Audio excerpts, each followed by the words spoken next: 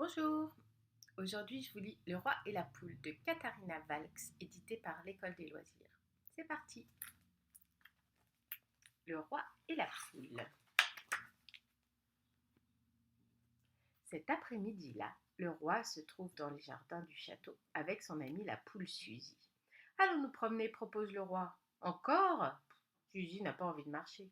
Il fait si doux, dit le roi. Allons, allons, viens avec moi, ça te fera du bien. Majesté, il est déjà si tard, proteste Suzy. Mais le roi ne veut rien entendre et ils se mettent en route. Le roi veut escalader une colline pour mieux admirer le paysage. Je n'en peux plus, gémit-il à mi-chemin. Mes pieds me font mal. Ah, ça, Majesté, dit Suzy, c'est à cause de vos chaussures. Elles sont très élégantes, c'est un fait, mais pour la marche, vous devriez porter quelque chose de plus confortable. Bah, mes souliers sont très bien, grogne le roi vexé. Un roi qui ne se respecte ne sort pas en chaussures de montagne ou en basket. Le roi s'assied au pied d'un pommier pour se reposer. Suzy s'installe près de lui. Ouh, le ciel se couvre, remarque-t-elle. Sacrebleu, jure le roi, voilà qu'il se met à pleuvoir. Rentrons vite au château, dit Suzy, qui a de moins en moins envie de se promener. Votre majesté n'est pas très couverte. Rentrez, s'écrie le roi. Il n'en est pas question, ce n'est pas une petite averse qui va me faire reculer, tu vas voir. Le roi soulève Suzy et la pose sur sa tête. Voilà, dit-il satisfait, tu vas me servir de chapeau. Tu es bien?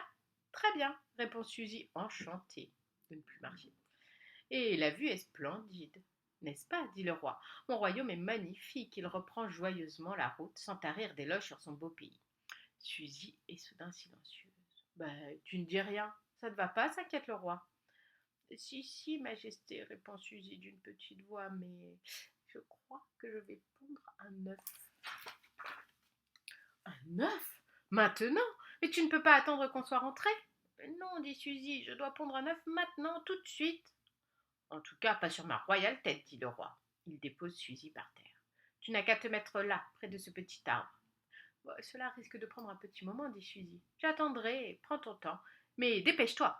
Ma tête se mouille. Et le roi patiente, patiente, et patiente encore. Alors, ça y est, le roi commence à avoir froid. Il va bientôt faire noir. Majesté, retournez-vous, je ne peux pas pondre si vous me regardez tout le temps. Bon, si cela peut t'aider. Le roi se retourne, mais il doit attendre encore. Le ciel s'obscurcit. Quand Suzy a enfin pondu son œuf, il fait nuit noire. Bon, ce n'est pas trop tôt, soupire le roi. Il ramasse l'œuf. Rentre vite maintenant, je suis trempé. Heureusement, j'ai ma lampe de poche. Marche devant, Suzy, je t'éclaire. Mais Suzy ne se sent pas du tout à l'aise dans la forêt obscure. Elle entend toutes sortes de bruits inquiétants. Majesté, j'ai peur. Peur? Mais de quoi, mon ami? Les animaux sauvages. Le roi rit. Puisque tu peux être bête, tu es avec moi, tu es avec moi, tu ne risques rien. Soudain, une bête énorme surgit à la lumière. Oh, c'est le loup. Suzy aperçoit sa gueule grande ouverte qui fond sur elle. Au secours, au secours. Terrifiée, elle fait un bond formidable et réussit de justesse à échapper aux affreuses dents pointues. Le roi sursaute lui aussi. Il manque de tomber à la renverse. Mais c'est inouï ça. Pour qui se prend-il celui-là? Le roi est furieux. Tu oses attaquer Suzy, la poule du roi? Tu n'as pas honte? Majesté, bégaye le loup très embarrassé, je ne vous avais pas reconnu. Et puis, comprenez-moi, j'ai faim, affreusement faim. Je n'ai rien mangé depuis 3 jours. Le roi se radoucit, le loup lui fait pitié. Ah, je vois, dit-il. 3 jours, en effet, mon pauvre ami, cela fait long, rien que d'y penser. Mais ce n'est pas une raison pour se jeter sur Suzy. Que dirais-tu d'un petit œuf sur le plat, propose le roi. Le loup, affamé, en a l'eau à la bouche. Eh bien, dit le roi, cours chez toi, cherche une poêle et je t'en prépare un. Tu es d'accord, Suzy? Ah, mais tout à fait, répond Suzy soulagée. Le roi s'installe à un endroit sec, sous un vieil arbre, et allume un petit feu de bois. Le loup disparaît au galop dans les sous-bois et revient avec une poêle. Mmh. Le loup dévore l'œuf en 2 bouchées. Délicieux, se dit-il. Il se sent beaucoup mieux. Et soudain, il annonce. Maintenant, j'ai envie de vous chanter quelque chose. Et il court chercher sa guitare. Le loup a une voix magnifique. Le roi, qui adore chanter, connaît tous les refrains. Et même Suzy oublie sa peur. Elle les accompagne à tue-tête, bien qu'elle chante horriblement faux.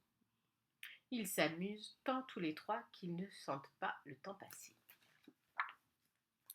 Quand Suzy et le roi rentrent enfin au château, le jour se lève. Le roi est fatigué mais content. Ah, quelle charmante soirée, n'est-ce pas? Charmante, répond Suzy. Mais n'empêche que j'ai failli y laisser des plumes. Ah, heureusement que j'étais là, dit le roi.